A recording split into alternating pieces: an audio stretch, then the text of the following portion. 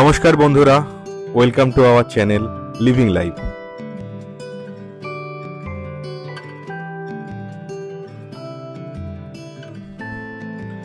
এটা আমাদের জয়পুর ফরেস্ট আর বিষ্ণুপুরের ট্রিপের গল্প। কিভাবে যাবেন, কোথায় থাকবেন, কি খাবেন, কি বা দেখবেন, এই সমস্ত ইনফরমেশন ভিডিওটা শেষ অবধি দেখলে আপনারা পেয়ে যাবেন।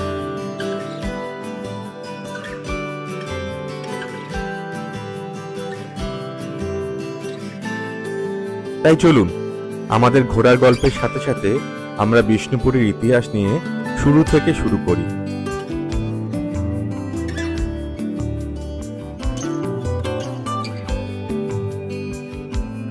আজকের বিষ্ণুপুর বাঁকুড়া জেলার অন্তর্গত একটি টাউন। এটি famous for terracotta temple, built by Malla rajas and the Baluchari sari. আর জয়পুর ফরেস্ট বিষ্ণুপুর সাব ডিভিশনের আন্ডারে একটা ছোট্ট গ্রাম, ফেমাস ফর শাল, পলাশ, মহুয়া, নিমে ভরা এক অপরূপ জঙ্গলের জন্য।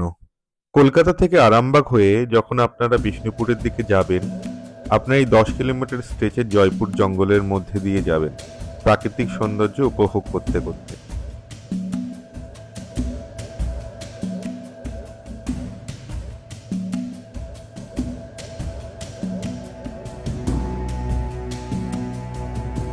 আমাদের এই ট্রিপে আমরা এক রাত জয়পুর ফরেস্টের মধ্যে বনশ্রী রিসর্টে আর 2 রাত বিষ্ণুপুরের WPTTC ট্যুরিজম প্রপার্টিতে কাটিয়েছিলাম।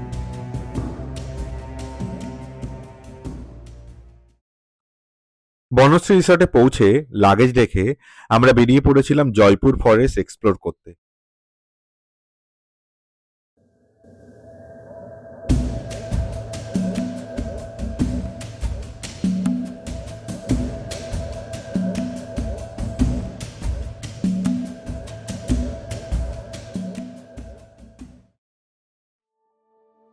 কিছুটা ঘোরাঘুরি করার পর আমরা চলে এসেছিলাম বনলতা রিসর্টে লাঞ্চ সারতে করকনাথ চিকেন দিয়ে।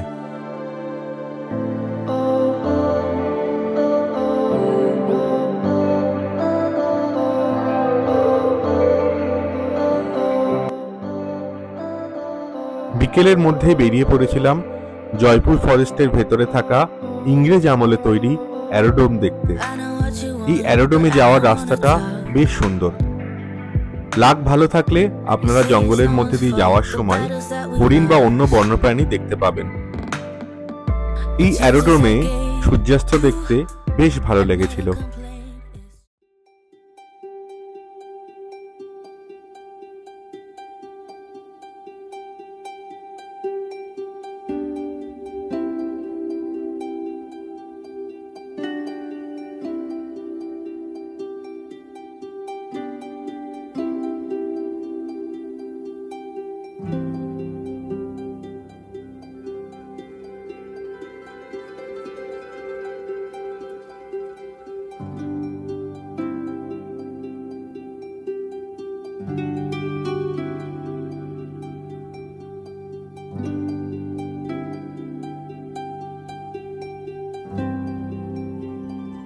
এই অ্যারোড্রোমটি সেকেন্ড ওয়ার্ল্ড ওয়ারের সময় ইংরেজরা তৈরি করেছিলেন।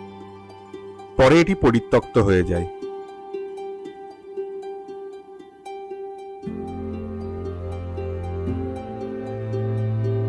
পরের দিন সকালবেলা বনশ্রী রিসর্ট থেকে চেক আউট করে আমরা বেরিয়ে পড়েছিলাম বিষ্ণুপুরের উদ্দেশ্যে। বিষ্ণুপুর জয়পুর ফরেস্ট থেকে মোটামুটি 20 kilometre ডিস্টেন্সে।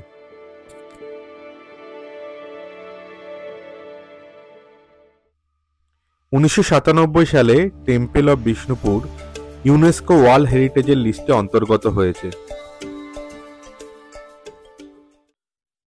Bishnupur was ruled by the Malla kings for more than 1000 years. It was the capital of the Malla kings of Mallabhum, of which Bankura was a part. Malla king Bir Hambir and his successor Raja Raghunath Singh Dev and বীর সিংহ দেবের সময়ে বিষ্ণুপুর বাংলার cultural hub হিসাবে প্রতিষ্ঠা পায়। আর এই সময় বিষ্ণুপুরের বেশিরভাগ টেরাকোটা টেম্পল তৈরি হয়। এই এলাকাতে পাথরের প্রাচুর্য না থাকায় তারই অল্টারনেটিভ হিসাবে মাটি পুড়িয়ে যে শিল্পকলা, তারই নাম টেরাকোটা। মল্লা কথাটির উৎপত্তি মল্ল বা রেসলার থেকে। মল্লা কিংরা 7th সেঞ্চুরি এডি থেকে এই এরিয়াতে রাজত্ব করেছেন। এমনকি মোগলদের সময়ও এই হিন্দু রাজারা স্বমহিমায় রাজত্ব করেছে। Bishnupur kingdom has entered into his golden era during the dynasty of Malla king Bir Hambir. With exquisite palaces and temples built during the period that followed, Bishnupur was reputed to be the most renowned city in the world, more beautiful than the house of Indra in heaven.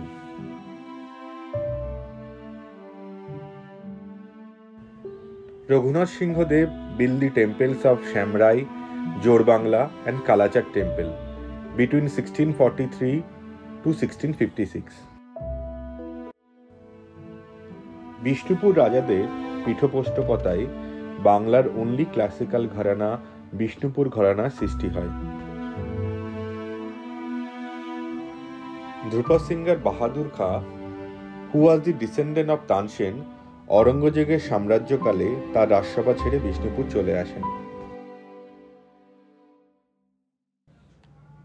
রাজা রঘুনাথ সিংহ দেব তাকে সাদরে গ্রহণ করেন এবং তার রাজসভার court singer হিসাবে তাকে appoint করেন। Historical evidence points to Ramsharan Bhattacharya, a disciple of Bahadur Khan, is the founder of Bishnupur gharana. Malla সাম্রাজ্যের অবনতি শুরু হয় first half of 18th century থেকে।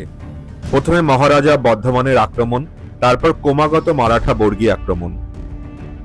The Marathas has led the country west. Once powerful king has been reduced to the status of mere জমিদার। বিষ্ণুপুরে আরেকটি world famous আর্টের নাম হলো ডোকরা আর্ট, যা বাঁকুড়া স্টেশন থেকে 15 মিনিট ড্রাইভ ডিস্টেন্সে থাকা বিকনা গ্রামের ডোকরা ড্রামার ট্রাইবের লোকেরা জেনারেশন বাই জেনারেশন এই মেটালিক আর্টটা করে থাকে। This art form is 4000-year-old technique called lost wax casting. রাজা রঘুনাথ সিংহ লালবাই নামে একজন পার্সিয়ান ডান্সারের প্রেমে পড়েছিলেন। তিনি পরে একটা বড় লেক তৈরি করেন এবং তার নাম রাখেন লালবান্ধ পন্ড। কিছুদিন পরে যখন রঘুনাথ সিংহ লালবাইকে বিয়ে করার সিদ্ধান্ত নেন, তখন তার স্ত্রী তাকে খুন করেন। পরবর্তী রাজা বীরসিংহ টেম্পল অব লালজি তৈরি করেন 1658-এ। কথিত আছে তিনি তার 18 জন পুত্র সন্তানকে জীবিত কবর দেন। তার কনিষ্ঠ সন্তান দুর্জন সার্ভেন্টদের সাহায্যে পালিয়ে যেতে সক্ষম হয় এবং পরবর্তীকালে তিনিই রাজা হন। ইংরেজ আমলে সিরাজউদ্দৌলা পলাশীর যুদ্ধে হেরে যাওয়ার পর মীর জাফরের সহায়তায় তখনকার মল্লা কিং চৈতন্য সিংহ দেবকে পরাজিত করার জন্য তারই কাজিন ব্রাদার দামোদর সিংহ ইংরেজ সৈন্য নিয়ে বিষ্ণুপুর আক্রমণ করেন।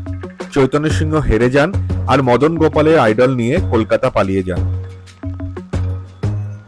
ওয়েস্ট বেঙ্গল গভর্নমেন্টের উদ্যোগে বিগত বেশ কবছর ধরে জানুয়ারি ফেব্রুয়ারি মান্থে বিষ্ণুপুরে মিউজিক ফেস্টিভ্যাল অনুষ্ঠিত হচ্ছে, যা এই ঘরানাকে পুনরুজ্জীবিত করেছে।